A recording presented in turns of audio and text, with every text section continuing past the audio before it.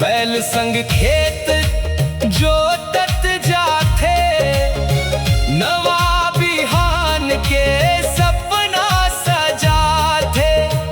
मेहनत ले जिंदगी मुस्काथे, हर मौसम आस जगाथे। आवब सब मिल सम्मान करब, किसान के मेहनत के मान करब।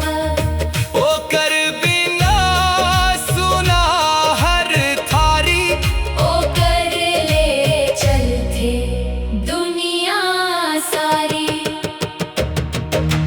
किसान के मेहनत सबसे महान, धरती मैया के अभिमान। जब तक खेत मन हरिया